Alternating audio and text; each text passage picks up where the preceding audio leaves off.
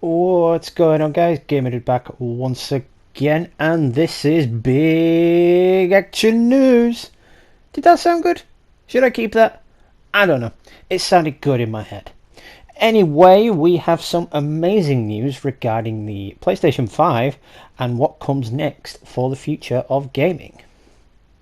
So, I would imagine E3 would have exploded this year had it gone ahead.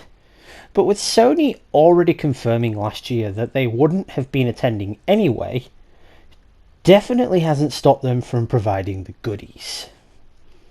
Not only did we finally get to see what the PS5 looks like, only had to wait 2 hours during a live stream, but we did see a hell of a lot during said stream. We saw the future, we saw action, excitement, unexpected sequels and much anticipated sequels, and in particular, new and exciting games that could trigger new and exciting franchises. So today I am going to be talking about the games we saw in the reveal stream and the PS5 itself, which I may add looks absolutely magnificent, and with an added bonus for you folks who prefer digi-downloads as opposed to having mass amounts of games collecting dust and cluttering your shelves, a digital-only version of the console will be available. So, in this video I'll be discussing my personal opinion regarding the pros and cons of the PS5, and I'll be talking about all of the games we saw in the reveal. So, be prepared, this'll be a long video, guys, but I guarantee it's gonna be a whopper.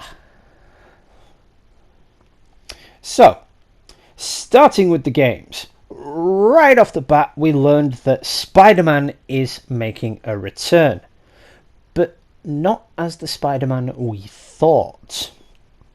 Instead, it seems as though from the trailer that it's going to be a Miles Morales based game, and it appears to be a DLC addition to the original game, but it looks like Peter Parker may actually be dead, as the game's focus does seem to be totally focused on Miles Morales, given the game's name is Marvel Spider-Man Miles Morales. But the exciting yet brief trailer told us it's actually coming this year, most likely to be a launch title for the PS5 itself. But it would also stand to reason that this may also indeed release on the PS4, albeit downscaled, but it'd be awesome if it released for both. But that's just my die-hard fandom wishing there. Don't quote me on it actually releasing for the PS4. But overall, it does look fantastic and beautiful, just as much as its predecessor. From the trailer, it did sound like Peter is more of a guiding voice in Miles' head. So he's either dead or passed the torch to settle down and start a family with MJ. I'd prefer none of those, and to have both Peter and Miles as playable characters. I mean, given that it's actually like a standalone game, but an addition to the original game, I'm guessing that it's just going to follow on from the end where Peter and Miles at the last end credit sequence are stood on the rooftop. So, don't know. But it could be set a number of years in the future, because Miles obviously has his full costume and he seems quite experienced. But I'm sure if that was the case, we would have seen Peter in the trailer instead of Miles being the sole focus in the trailer. Regardless of the outcome, as a die-hard Spidey fan, I'll definitely be getting my hands on this as soon as I possibly can. So, once again, I reiterate, for the love of God, let's hope it's on the PS4 as well. Because I was talking to a friend of mine, Blazin710420, and we actually noticed that in the game itself, you get the 3 DLCs, and then underneath the 3rd DLC, there's a slot which appears to have space for another DLC. So, we don't know. Maybe it'll come to the PS4, maybe it won't. Like I said, don't quote me on it. I don't know if that's actually the case. I mean, it does seem like it's a PS5 exclusive because it was reiterated for the PS5. But we also learned that we're going to be getting a brand new Gran Turismo game, which by definition is Sony's brainchild. It's defining game for each generation of the PlayStation that's released. It also appears to be returning to its roots, like the days of old from the PS1/PS2 days. I guess Sony figured that GT Sport flopped and nobody actually wanted to play online in order to progress. But Gran Turismo is a game that has forever immortalised PlayStation, and to see it return to what it once was has me, and I'm sure fans of the series, overjoyed. But I can safely say I'll definitely be making a purchase when I eventually get a PS5. Which, by the looks of the games releasing at launch, may be sooner than I actually thought. So, on a disappointing note, we learned that GTA 5 will be getting yet another port over. I can tell you, my excitement was soon diminished after seeing the Rockstar Games logo. I mean, when I saw that logo, I was like, oh, GTA 6! And then when it came up with GTA 5, I was like, oh. It was just massive disappointment. But like I was saying, I thought it would be a muchly awaited announcement for GTA 6, but my heart sunk when I saw it's only basically another remaster with a couple of additional things added into the game. This may make some people on edge, as it does mean they'll have to buy yet another copy of the game, making that essentially 3 copies of the same game. Unless, however, you're fortunate enough to get it for free upon the console's launch. Which, as it turns out, appears to be exclusively forwarded towards PlayStation owners, and thus skipping out for Xbox players. And, you know, like I say, I'm a diehard PlayStation fan, you guys know this, but I think that's a little bit unfair for them to say, oh, right, well, PlayStation users can get GTA 5 for free upon the first 3 months. And then Xbox players are just like, well, what about us? Anyway, I can say with all certainty, I probably won't make another purchase of the game that I've played through and finished twice on 2 separate generations.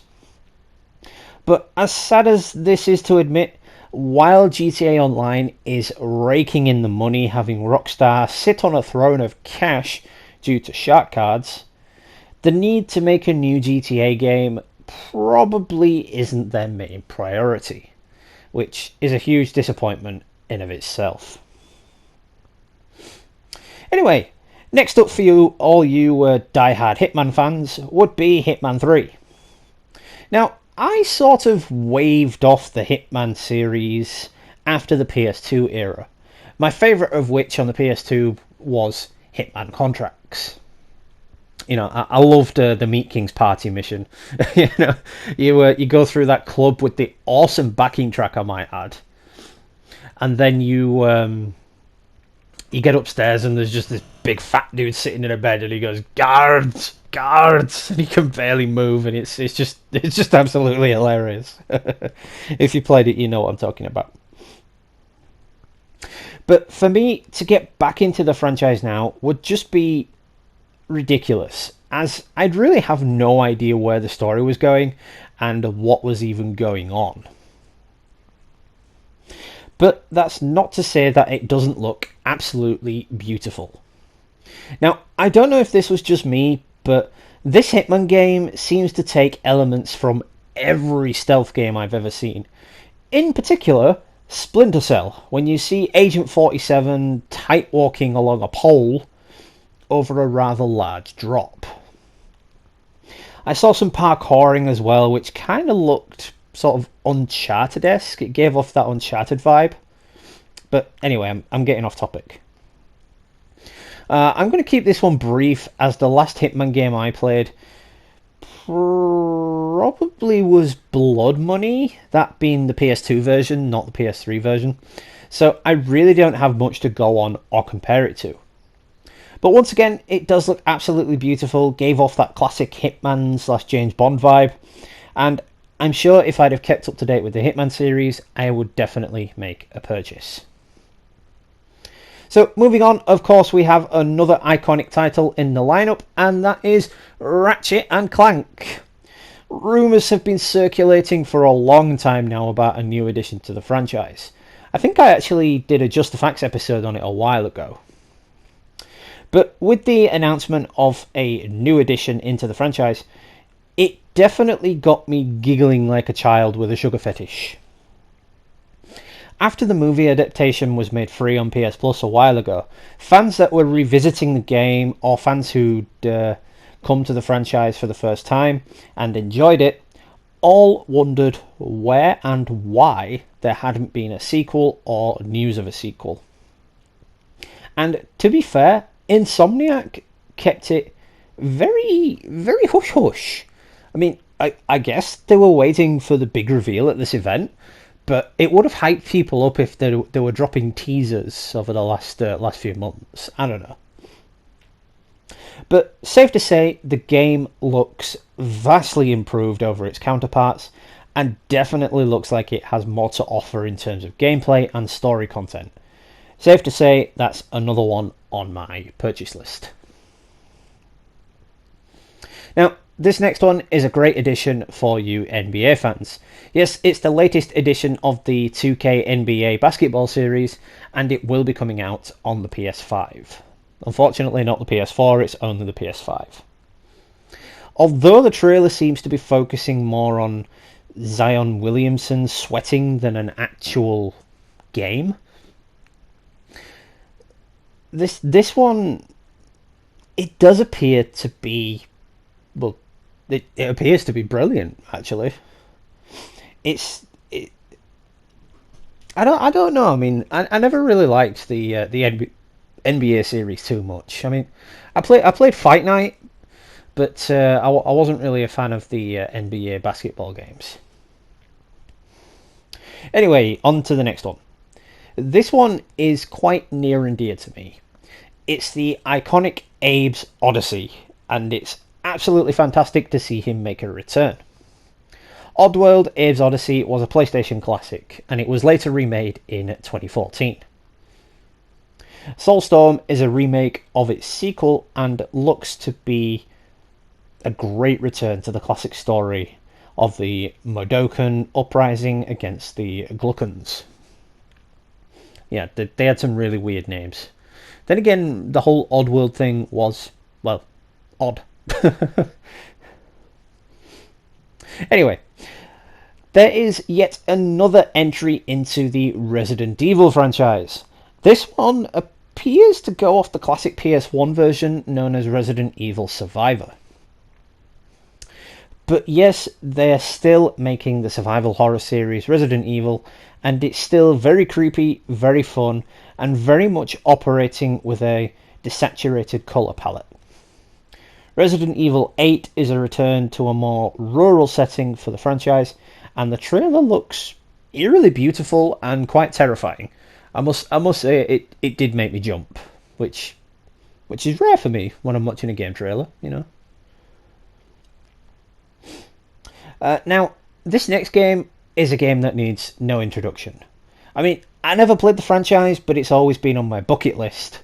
It's the much anticipated sequel to Horizon Zero Dawn, featuring the same protagonist, the warrior Aloy, taking on robotic dinosaurs in a post-apocalyptic America. The gorgeous visuals of the original are set to return as well as the open world gameplay as well, which kind of when I first saw it, I thought, oh, is this God of War? Because the trailer opened with that whole sort of God of War-esque vibe, with the open forest and the mountains and whatnot, and I was thinking, is this God of War? Please be God of War. Please be a God of War sequel. And you know, it turned out it was Horizon Zero Dawn sequel, but still, I'm not complaining. But it's not really clear what will be completely new. But apparently, I've heard the original was fun. So, you know, I'm guessing it'll be a good one. Now, moving on to what I deem to be the weird and or abominations. First up is that ridiculous sock puppet game. You know what I'm talking about. That stupid puppet thing from Little Big Planet. Now, I know there's a huge fan base for Little Big Planet and the sock puppet thingy, but games like that just don't amuse me in terms of enjoyment. They amuse me because of how god awful they are. I mean, come on, I can't be the only one who thinks that. Anyway, that is just my opinion, so do let me know what you guys think. Next up is a weird and unexplained one called Project Athena. From the iconic Square Enix Studios, the makers of the Final Fantasy series, Project Athena does look rather beautiful, and it does have a sort of fantasy style vibe to it. The story-led action-adventure features a wide range of magical creatures and an interesting turn of events with a female protagonist in a cape navigating some gorgeously designed open-world maps. It also appears to feature massive wolves with embers burning through their bodies, weird black tentacle magic. These might have been roots coming out of the ground, but you know, I don't know because I really didn't understand anything about this game. But of course, it has dragons, which, you know, if you're a fan of dragons, does make it an easy sell. But if you think about that South Park episode where they're talking about Game of Thrones with the dragons, and they're like, "Oh, they're coming! The dragons are coming!" And they're like, "Where are the dragons?" It's like, "Oh, they're coming! They're coming!" But I call it weird and unexplained because something like this seems very mystical. And it's not your average game from Square Enix. It seems like they're taking a whole new approach towards game design. Now, this next game is very stereotypical of most games these days, giving off that Shite Night vibe mixed with Onrush. Or, in fact, scrap that, just imagine Rocket League without the ball. It's Destruction All-Stars. And it kind of looks like an online multiplayer game set in a gigantic arena, with players driving combat vehicles and, in some circumstances, running around without them, battling down to what appears to be the last three. It will feature heavily customizable avatars and vehicles, alongside multiplayer gameplay moments which will definitely lend themselves to highlight reels. Should make this a popular title for those who enjoy giant battle royale deathmatches.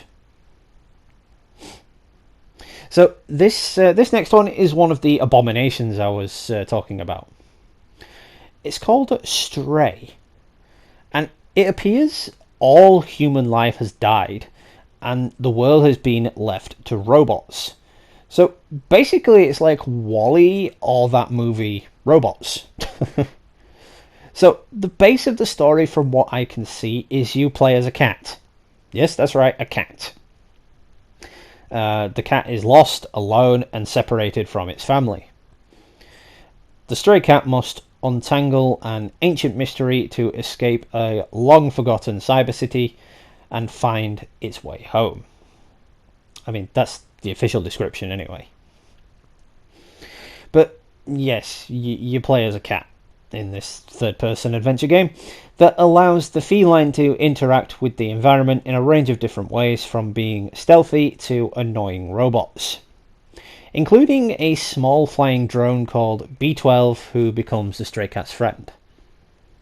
Now, I just don't have words for this one. It's it's just so goddamn weird. I mean, why did someone come up with one day of thinking about, I know, we'll have the player play as a cat? Someone thought that was a great idea.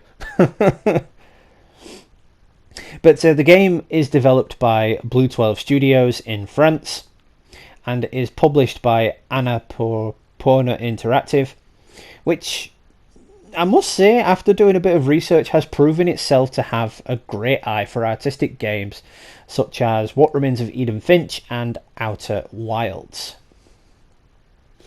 So another one of the abominations is Bugsnax. I mean, seriously, what is this tripe? Basically a game that looks like it's been made by a child. So basically you are what you eat on the island of Snaktooth.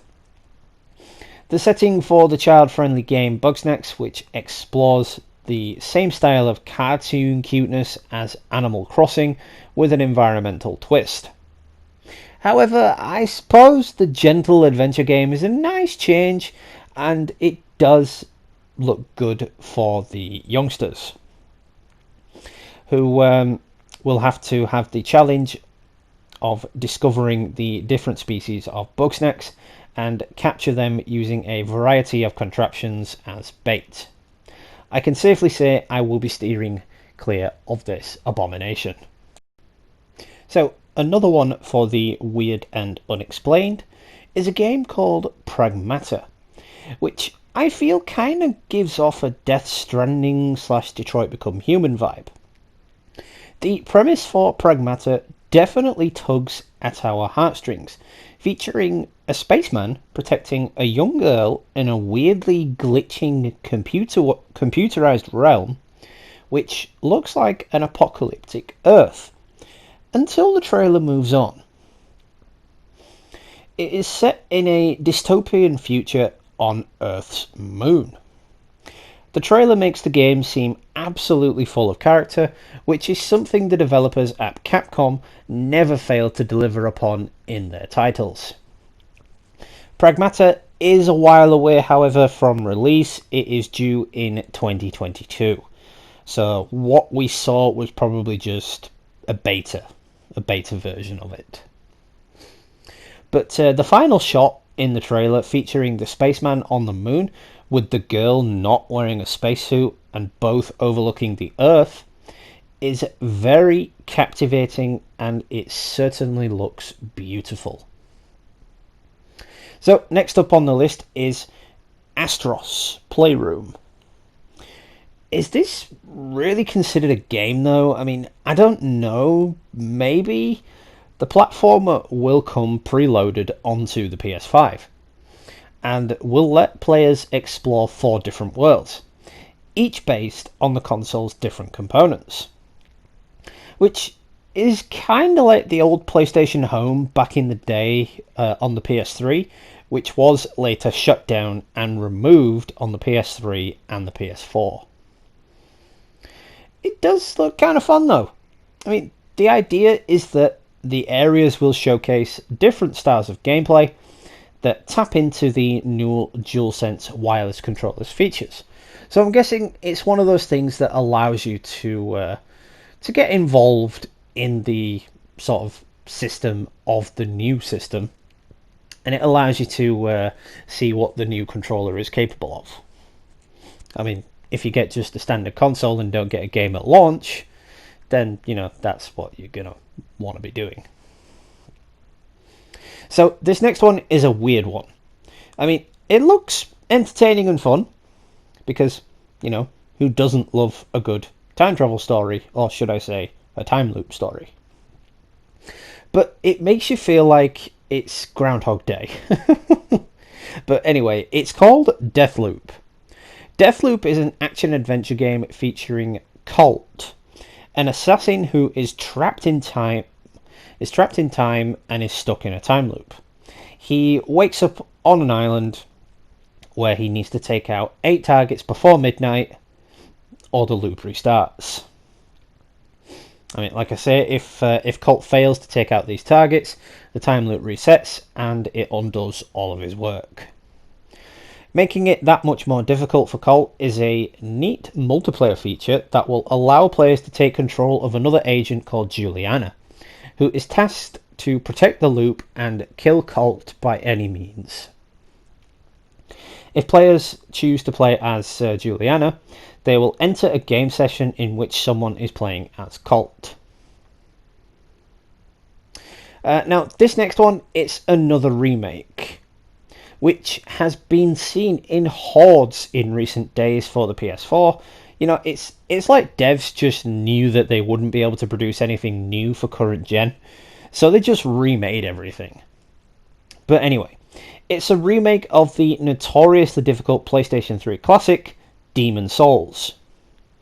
It definitely looks set to be even more beautiful and frustrating than it was back in 2009. Now, when the original demo was released, it looked so difficult that Sony expected the game to flop. But gamers, including myself, did enjoy it. Especially outside of Japan, with most American critics applauding its trial and error combat system in particular. You know, looking at the trailer, it seems interesting and challenging. And you know, as a gamer, I love a good challenge. So, yet another for the weird and unexplained is Ghostwire Tokyo. Obviously set in Tokyo, it's pretty evident from the title. It appears to be a dystopian apocalyptic world. Now, I love apocalyptic stories, so I probably will get this one. Tokyo is overrun by deadly supernatural forces after 99% of the city's population just vanished. The game's description adds, it uses a powerful arsenal of spectral abilities to fight the paranormal threat and unravel the mystery behind the mass disappearance. Now, it does seem, as I said, very weird and unexplained. I mean, it does look amazing, don't get me wrong, but once again, it's one of those games where it looks as though a whole new approach has been taken to game design. Okay, so this next one is pretty self-explanatory. I mean, when I first saw it, I was thinking, is this God of War? I mean, like I said earlier with Horizon Zero Dawn, this next one also looked very God of War-esque. It's kind of pitched as a looter slasher melee action role-playing game, and it's called Godfall. But you know, it looks like a fun combat experience with a diverse world. Players take control of the last of the Valorian Knights, a godlike warrior who climbs through elemental realms and challenges the mad god Macross, who is waiting at the top. And yeah, I'm just going to leave that one there because there really wasn't much else on it.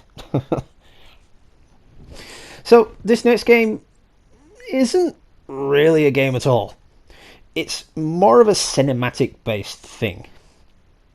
It's a clear break from the often graphic combat focused games which dominate the market, and it's called Goodbye Volcano High. It's an cinematic narrative adventure about the end of an era and the beginning of a love story. I mean, if I'm being honest, I'd have to say this looks more like a reveal trailer to a Netflix show as opposed to a game reveal. I mean, then again, most of the trailers for the PS5 looked like movie trailers because the graphics just look so damn good. But there's not really that much information available about what kind of gameplay will be involved, but this title is obviously story driven, and it's a welcome change from all this battle royale crap and online multiplayer stuff that's been dominant since the PS3 days. So for this next one, there's really not that much information about it. The trailer was short, and it's not exactly been the best received title since they featured it. It's called Jet the Far Shore. Now, this game features two intergalactic explorers apparently searching for a new planet for their people. Made by Super Brothers, who were behind the indie adventure game Sword and Sorcery, Jet is likely to be full of unique gameplay elements. And once again, I'm just going to leave that one there because there's really no other way to, describe it, because it's just, that's it. That's all we know. Now, I don't even know how to describe this one. It is a weird one to say the least, but it features a female protagonist, which is a welcome change in terms of gaming, aside from Ellie in The Last of Us, of course. It's called Kenna Bridge of Spirits. It is another story-driven adventure game, this time featuring weird little creatures, as I said, with a lead female protagonist. But Kenna looks like a well-executed fantasy exploration game with a diverse open world and very story-based and story-driven. Now, another one where there's really not much to go on at all. With another short trailer, it seemed like a weird abomination. And it's called Little Devil Inside. Now, it's an action-adventure RPG with small survival elements. As the trailer showed, it's set in an atmospheric semi-open world. So, yeah, I think I'll just leave that one there. Because really, that's all I got from it. You know, when I was looking at the trailer, I was like, well, what the fuck is this? But this next one's another for the weird and unexplained. But it does look absolutely beautiful. Now, puns are rarely used well in video game titles, aside from Spider-Man and the odd few. But this game does exactly what it says on the tin. And it's called Returnal. Now, it is very similar to Deathloop, which I mentioned earlier, featuring that dude Colt stuck in the time loop. And it's also reminiscent of the film Edge of Tomorrow. The persistent resets are a key gameplay feature because the character will die at the end of her day, and then she'll restart the day, but the planet changes every time she restarts the day. But the third-person shooter places the player on an alien planet, which, as I said, changes every time the player dies, which the player will do often. It's basically a game where you're going to die. It's like you're going to start it up, and there's really no story because you're just going to die. It's like you get so far and then, oh, I'm dead. It's like I wasn't even killed, I just died because that's how it's supposed to go. But finally on the list we have Solar Ash. Now, Solar Ash is the second game on this list from art house publisher Annapurna Interactive. Players are invited to journey through surreal, vivid, and highly stylized world filled with mystery, wild high-speed traversal, endearing characters, and massive enemy encounters.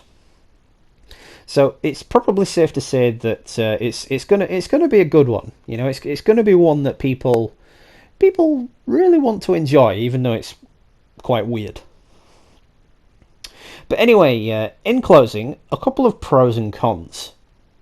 It appears that the PS5 certainly has a lot to offer when it launches.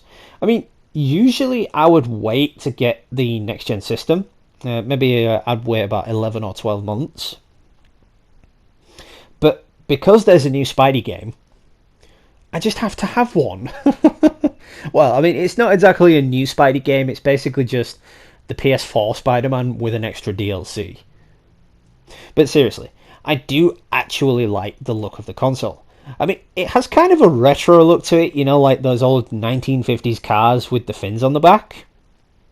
Either that, or it looks like something Batman would have in the Batcave, or it looks like a modem. I don't, however, like the look of the controller. No doubt its tech is amazing, I'm not disputing that, and I can't wait to use it.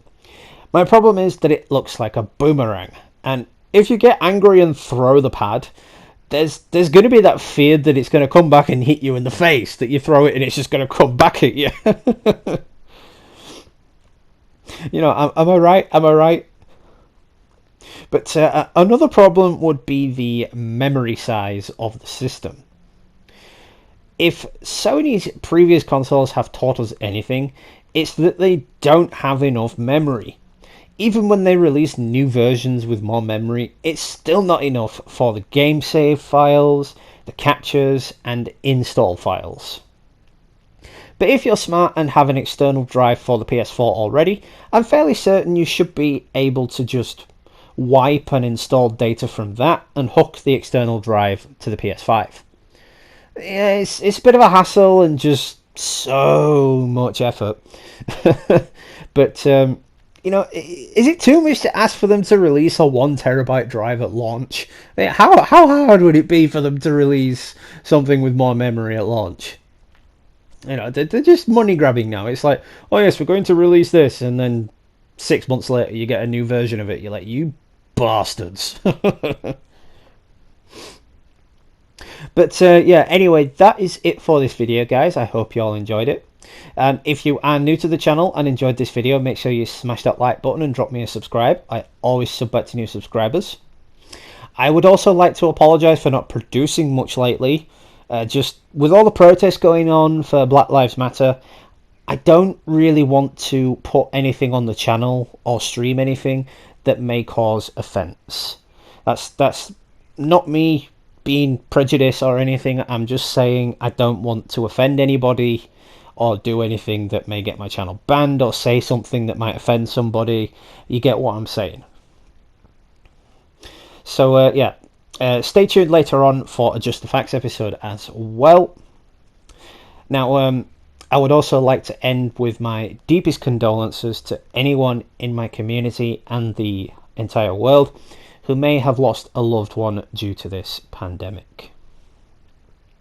So on that bombshell, it is time to end. This has been Gamer Dude. Happy gaming, and I will catch you all in the next one, guys.